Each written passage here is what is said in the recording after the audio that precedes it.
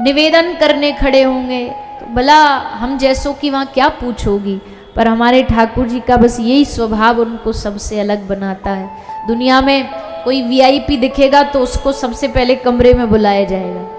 किसी से मिलने चले जाओ, हम तो सबकी बात करते हैं, चाहे कोई कथा प्रवक्ता हो, साधु हो, कोई अच्छा साधु हो तो अलग बात है, कोई नेता हो, कोई अभिनेता हो, कोई बड़ा व्यक्ति वहाँ पहुँच जाएगा तो उसको तुरंत एंट्री मिल जाएगी। कोई बड़ा व्यक्ति घर भी बुलाएगा तो भी उसको आज्ञा मिल जाएगी कि भाई हाँ तुम्हारे घर आ जाएंगे। लेकिन कोई ज्ञान में या धन में छोटा होगा, वो जा कर के कहेगा भैया हमें मिलना, बोले नहीं नहीं तुम नहीं मिल सकते। लेकिन ठाकुर जी के दरबार में ऐसा नहीं है। भगवान के दरबार में तो जो अधिक से अधिक दीन होता है उसकी सुनवाई सबसे पहले होती है, उसको सबसे पहले सुना जाता है, उसको गले लगाया जाता है। भगवान ने सोचा, भगवान ने कहा कि आज हम जा रहे हैं शांति दूत बन के। पता तो है हमको रिजल्ट अभी से कि दुर्योधन मानने वाला तो है नहीं, पर कभी कभी क्या होता है, पता होता है कि ये काम होगा नहीं, लेकिन फिर भी बोल करके उस पुण्य को कमा लेना चाहिए, बोल करके उस पुण्य को अर्जित कर लेना चाहिए। अब जैसे हम कई बार कथा में बोलते हैं कि भाई मांसाहार मत खाओ, माला करो, भजन करो, ये दहेज मत लो, प्लास्टिक का उपयोग मत करो, मतलब जो भी सामाजिक बातें हैं ये सब बोली जाती हैं। अब पता है कि ये बोलने से जितने भी यहाँ बैठे हैं थोड़ी सब बात मान लेंगे, कितना भी बोलो, एक आध मानते भी है, ऐसा नहीं कि नहीं मानते, पर सब मान लेंगे ऐसा तो नहीं है। पर न कह करके हम अपने पुण्य को क्यों खोए?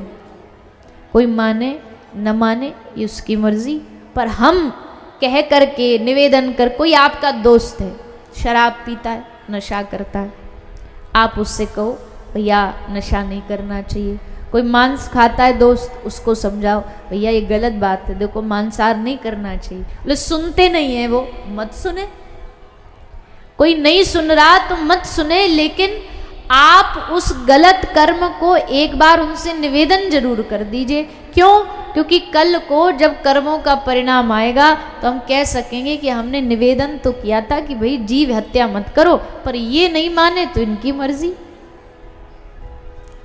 और ऐसे मित्रों को तुरंत त्याग देना चाहिए जिनमें इस प्रकार की कोई बीमारी हो, मतलब कोई दुर्गुण हो, नशा हो, गलत खाते हो, गलत पीते हो, मांस खा रहे हैं, आप उनके साथ बैठ के उन्हीं की टेबल पर भोजन कर रहे हो और आप कहते हो अरे नहीं नहीं यही तो मांस खा रहा, हम थोड़ी खा रहे हैं। लेकिन मांस जहां रखा होगा, जिस थाली में रखा होगा, जिस टेबल पर रखा होगा, उसके चारों तरफ का जो वातावरण है वो हिंसात्मक बन जाता है। कहीं भी उसकी जो भोजन की जो किरण है, जिनको इंग्लिश में वाइब्रेशन कहते हैं, उसकी जो ऊर्जा है वो चारों तरफ रहती है। अब हिंसात्मक भोजन सामने रखा होगा और उसको देखोगे, उसको सूंघोगे भी तो भी भीतर हिंसा जाएगी।